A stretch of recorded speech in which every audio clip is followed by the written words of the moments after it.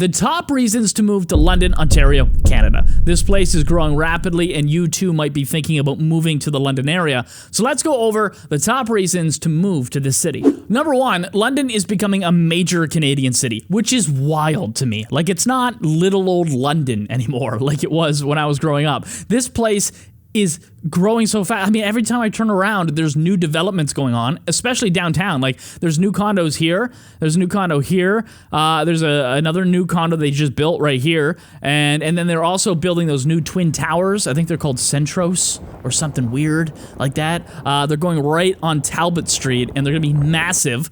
They're going for a more modern urban feel to this community, okay? And then even out in the suburbs, there's new developments everywhere. Some new neighborhoods with detached homes, but a lot of townhomes and a lot of semi-detached homes as well. But that's not reason enough to move to a city just because it's getting big, right? So why move here? Well, you got to remember that with that growth comes GDP growth as well, like economic opportunity. In fact, if you look at this article, London's GDP has grown faster than Kitchener and Toronto and pretty much everywhere else in Ontario over the past few years. In terms of business, in terms of economics, in terms of people, this city is just growing. By the way, my name is Ryan. I'm a real estate agent in the London area. If you need help buying a place in the London area, you're going to be moving down here, feel free to give me a call. Like, people call me from YouTube all the time. Me or someone from my team can give you a hand. That's my phone number on the screen. Shoot me a text or something, and we can jump on a call. Number two, outdoor activities. London is called the Forest City, and the reason is because it was literally carved out of a forest. So all over this city, you're going to find like these parks that are really just small forests. It's like part of our DNA. They're everywhere. Like, this is what you see on your screen is Warbler Woods. You have these houses, and then right behind it, this wooded area with lots of hiking trails and biking trails all through there. Kilometers and kilometers of hiking and biking trails. You'll also find the same thing in Summerside and near Masonville and Stony Brook. And then also, don't forget, like, the actual, like, provincial park. You got Komoka right here, as well as Fanshawe Park way over here. These two parks have lakes that people like to fish in, and again, like I already said, hiking trails and biking trails. Oh, and of course, I mean, you got Bowler Mountain as well. Bowler Mountain is there for those who like to ski and snowboard, and in the summer, they do a whole mountain biking course through there as well. And even though the climate is changing, you can still ski. Check this out. They spent like way too much money on the world's most modern snowmaking machine, so this thing can make more snow in warmer weather than ever before.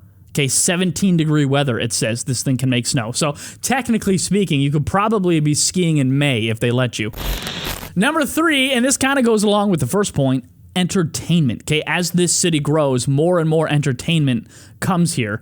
I've mentioned before, right? Budweiser Gardens, we have major concerts there. We are situated between Toronto and Detroit, so a lot of those major acts like Jay-Z and Ed Sheeran and Snoop Dogg performed here, and a whole bunch of people like that come to London. Okay, they don't come to Kitchener because Kitchener's too close to Toronto. You got to go to them. But for some reason in London, they come to you, and that's a really nice feature. Also, the largest entertainment complex in Canada is located in London, okay? 100 Kellogg's Lane. This building used to be the Kellogg's factory that made all the cereal. They shut that down, and they made it this big entertainment complex. There's a high ropes course in there. You're hundreds of feet above the ground, strapped in, going through an obstacle course, or there's a trampoline park for kids. There's virtual reality gaming. There's an old school arcade. There's a brewery. There's a restaurant. There's a hotel. Like, this place, I think there's like a science center going in there too for the kids. Like, it's just, I can't even name everything in there. It is massive. The largest entertainment complex in Canada. Oh, also, I almost forgot, Rock the Park every year is like a 3 or 4 day outdoor concert in Harris Park in London, right by the river. And they have like big names come. They usually have a rock day, a pop day, a country day, and a rap day they're doing now. So they had Ludacris there this year, and they had Ashanti, and they had Ja Rule. Who else did they have? They had...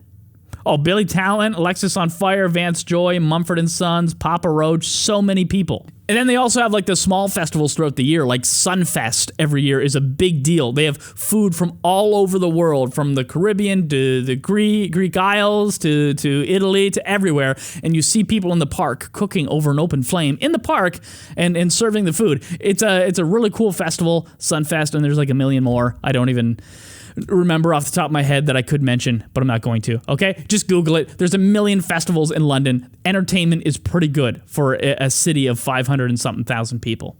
Number 4, education, and I know you already know about Western University and you know about Fanshawe College, which are awesome institutions, but even just like the public schools and the elementary schools in London, there are some really good ones, okay? So the Fraser Institute, they rank public schools across Ontario on how the students do on province-wide testing. So remember when you were in grade 3 and grade 6, you had to do like this test that everyone in Ontario did? Well, it's based on those test results. They rank the schools, okay? Out of 3,037 elementary schools, Masonville Public School in London was ranked number 30. That's pretty damn good, and you know what? It's not just them either. Like there's other schools in Byron and across London that have done really good on these test results as well. And yes, of course, as far as post-secondary education goes, you've got the Western University and you got Fanshawe College, both fantastic. Western is really well known for their law program, I believe, and then also they train more doctors than like anyone else in Canada, which, by the way, brings me to the next point. Number 5, London is a healthcare hub. Throughout Ontario, it seems like, or at least Southern Ontario, it feels like people are often sent to London for specialized medical treatment. Like I've lived in other cities in Ontario before, and people would always say to me, I gotta go to London, my mother's having surgery. It's always to London. And the reason is because, yeah, London's a healthcare hub. We specialize in so much here. I mean, first of all, we got like a million hospitals, it feels like. We got Victoria Hospital, we got the Children's Hospital, which is connected to it. We got University Hospital and St. Joe's Hospital. And I mentioned in one of my other videos, this is like a place of medical innovation too. The first of everything was done in London, okay? Like I wrote some of this down. This is where insulin was discovered. The first heart-lung transplant was done here. The first defibrillator, the first, like Google it. Like there's a whole list on the London Health Sciences website. Like this is a place of medical innovation. This is a place where if you need specialized healthcare, you're gonna wanna be.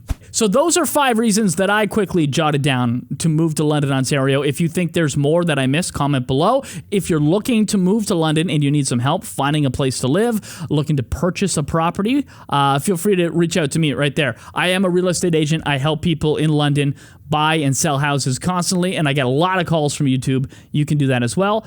That's my number on the screen.